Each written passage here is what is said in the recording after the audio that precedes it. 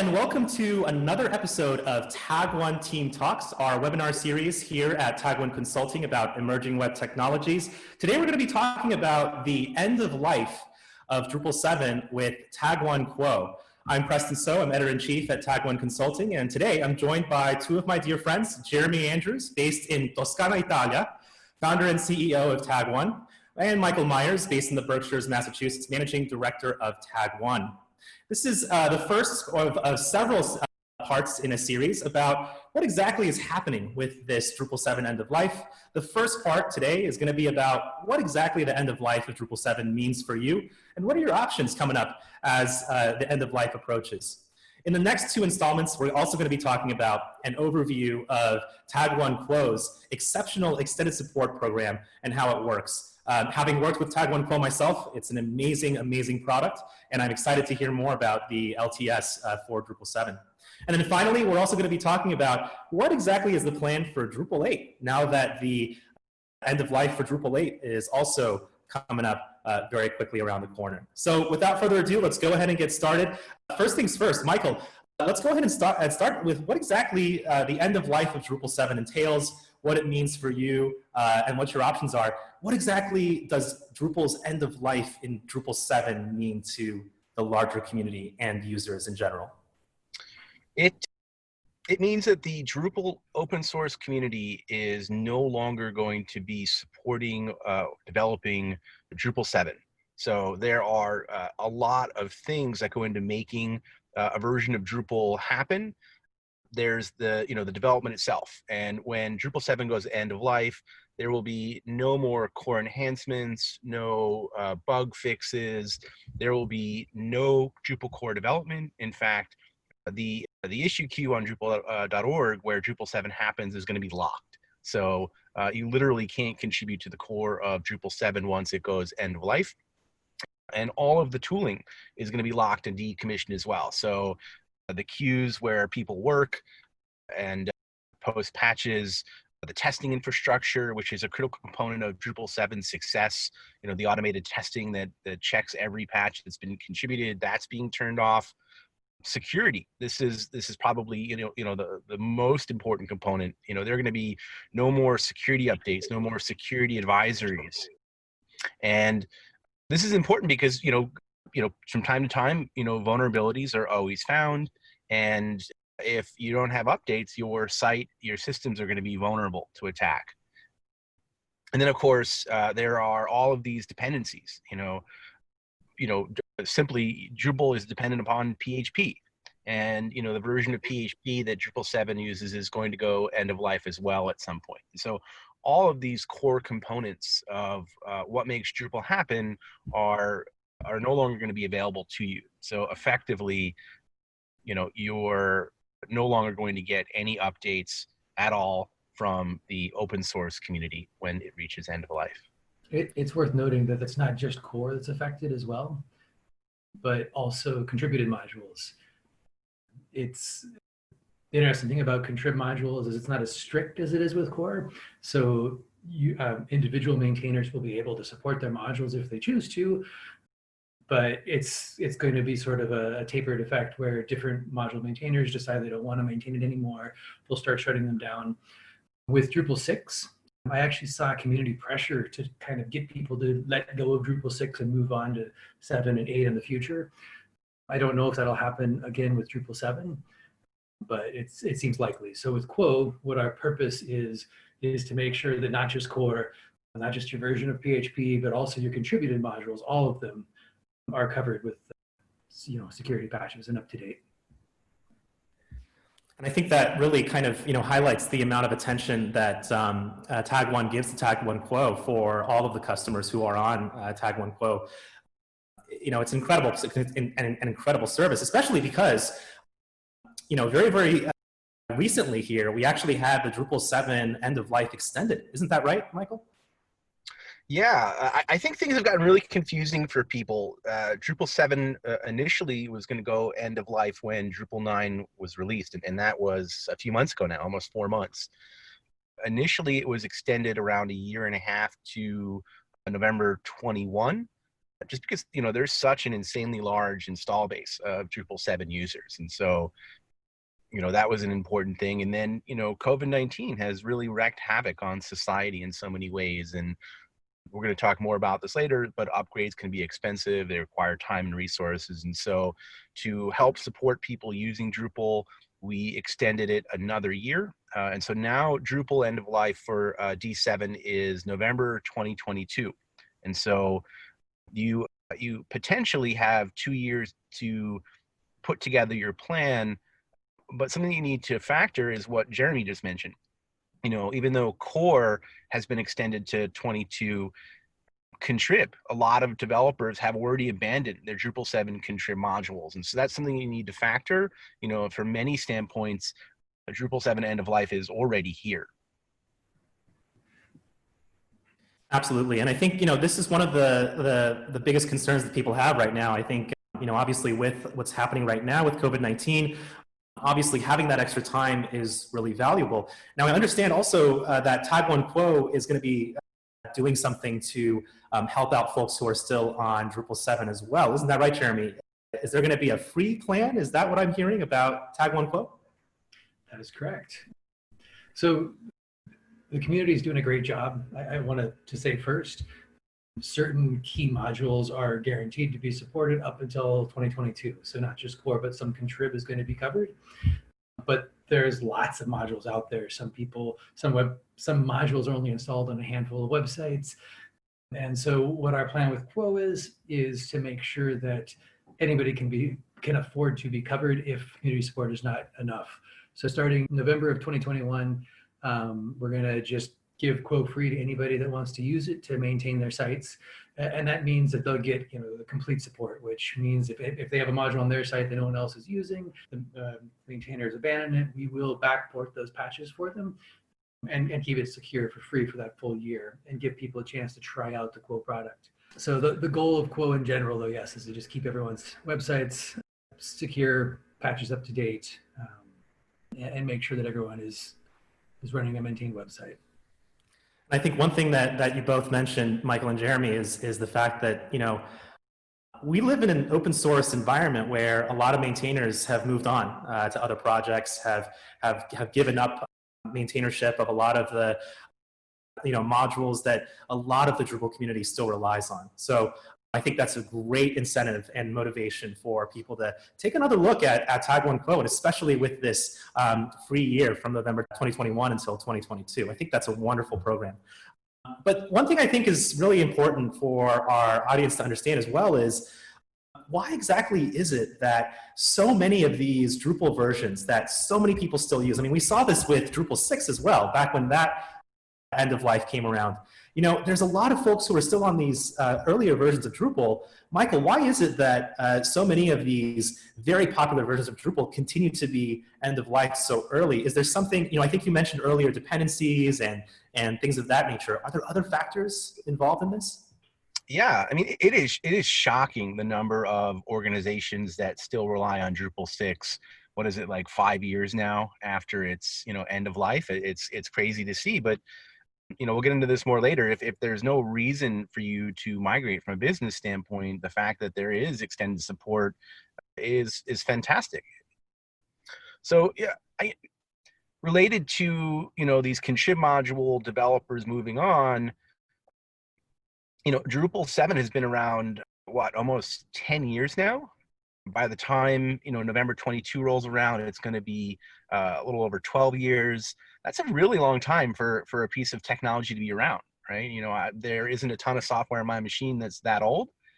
Certainly my phone, people rotate through phones faster. So, putting it in context, Drupal 7 has been around for a really long time.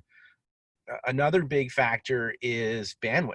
If the community is developing 9 and there's a branch that's already open for 10, it's just not practical for people to support 7, 8, 9, 10 simultaneously. There are some people that are paid to develop Drupal. The vast majority are not. And, even the ones that aren't working on their own personal time, the people that are funding them to work on innovative things. And that no longer is Drupal 7. That's, Drupal 9 and 10. So there's no interest, there's no bandwidth, and it's frankly in the best interest of Drupal as an open source project that it focus on innovation. People aren't going to stick with Drupal or adopt Drupal because Drupal 7's been around for 12 years. They're going to continue to adopt, Drupal because 9 and 10 are fantastic. And so, given that limited bandwidth and interest, we need to move forward as a community. Well, you've certainly convinced me, Michael. I'm on board. I definitely want to get on the innovation train with the rest of all these amazing versions of Drupal coming out. I think we've talked quite a bit on Tag1 TeamTalks episodes about some of the amazing things that are coming out in Drupal 9, Drupal 10, so on and so forth. But I still get the sense that the CTO type, the stakeholder type, is very worried about this. So, when it comes to Tag1 Quo, when it comes to the options that are available, is there both a sort of a normal option and a lower cost option available, especially for folks who are dealing with more cash-strapped budgets right now with the ongoing pandemic? What's the high cost and low cost option when it comes to preserving stability and keeping our Drupal sites intact? Yeah, I think this is the big question. People want to know, okay, it's going end of life, so what does that mean for me? What can I do? And there are a handful of options, as you mentioned, and some of them are very high cost. The first of which is to do nothing. And, that may seem like there's no cost to it because you're not doing anything, but, we talked about how security releases are no longer going to be happening. And so not doing anything, which a shocking number of organizations are going to opt to do, is going to expose you to very likely is going to expose you to being hacked. We know that people, when vulnerabilities have been announced, create automated tools to scan your site and take advantage of those vulnerabilities. These are like script kiddie level tools at this point. You don't need to be an advanced hacker. So there is a very high degree of likelihood that if there is a major vulnerability, your site, if unprotected, today or after end of life, is going to be hacked. And so I beg you, please don't do nothing. It's a ticking time bomb. I think what, most people are going to be looking at on the high cost end is a migration. And you have two options on that front. You can migrate to Drupal 9, or you can upgrade, or move over to another CMS or platform. And this is really expensive. Replatforming can cost you as much, if not more, than your initial build. It's time consuming. It takes a level of expertise. And so, a lot of organizations don't necessarily want to take that on, now or in the future. And so, it's a very challenging proposition, and you don't want to be forced to do that. And frankly, migrating from Drupal 7 to 9, they're entirely different platforms, right? Like 7 was functionally, developed. 8 is largely object oriented. They're really two different software packages. And so the effort and energy, the skill sets required are vastly different between the two. And, you might as well at that point consider migrating to any platform and doing a technology assessment. So all of a sudden this becomes, a rather large, planning and execution initiative. And not everybody can or wants to do that. And so your other option, you could shut down and archive the website. That's on the table. Again, I don't think that's something that people really want to consider under most circumstances, but I'm going to throw it out there because it is an option. And I think, what we're going to be talking about more today is you could purchase Drupal 7 extended support, and, you can decide when you move off of Drupal 7. And I think that's really that's the exciting thing about Drupal extended support for people that have been using Drupal, is make it a business decision. When you're ready, when you need to move off of Drupal 7, you can, but you shouldn't be forced to migrate your platform. And we're one of only a handful of companies that are approved to offer Drupal 7 extended support.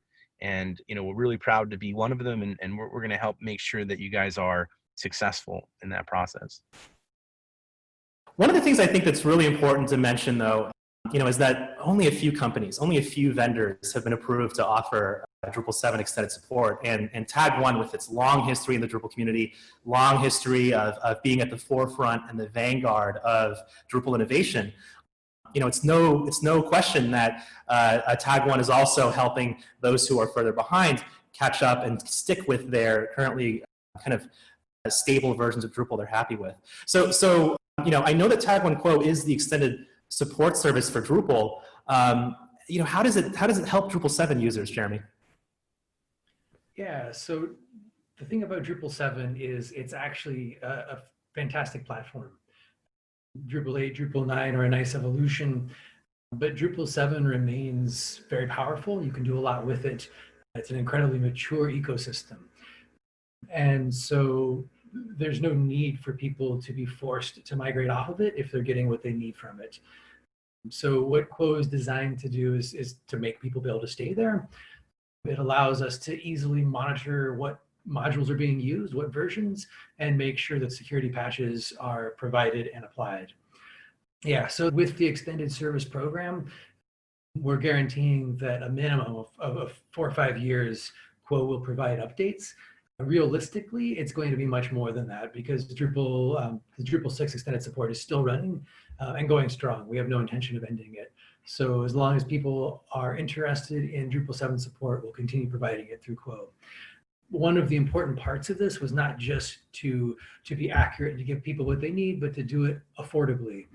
And so Tag1 Quo it has a couple of options, but there's a self-service option, which is intended to be very affordable so that anybody can continue to participate and to stay up to date.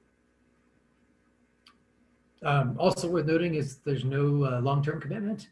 You can go month to month. So anybody can try it and use it for a few months, apply all the updates, and then cancel if they choose to. On the flip side, of course, we can make longer commitments. Some companies, require a longer commitment so that they can, know that they have that provided for a long time, and we do that as well. That's amazing.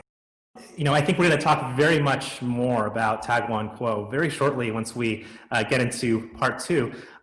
But just briefly, what sorts of notifications does Tag1 Quo give you in terms of patches and updates? I know that one of the things that Tag1 Quo is going to be really, really wonderful for is maintaining some of those modules that have fallen by the wayside a little bit.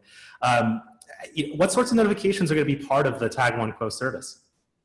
Yeah, so the default notification is just the standard email, but it can also integrate with Slack, ticketing systems, pretty much any system you need directly into your source code repository as necessary. So to make sure that you have quick access to the patches, can review them, get them applied, and get them deployed quickly. We also have a more expensive enterprise model where instead of just sending you push notifications, we actually have access to your systems and we can apply those patches. We can help you deploy them to production and make sure that your website stays up to date. We're looking to develop quite a few new features and tools over the next couple of years so that this is a very full-featured product by the time that it's very important to people. Absolutely. I couldn't agree more how important it is. And that's all the time we have today for this episode. But once again, I hope that you all enjoyed hearing a little bit about what the end of life for Drupal 7 entails, what exactly it means for you and what your options are. I think we know very clearly now that Tag1 Quo is an exceptionally well-positioned option for anyone who needs to maintain a Drupal 7 site past EOL. Without further ado, thank you so much. If you have any suggestions or feedback about our episodes, or if you want to hear us talk about a topic, remember to reach out to tag1consulting.com. Thanks to Jeremy and Michael for part 1 of this series on Drupal 7 end of life with Tag1 Quo. See you next time.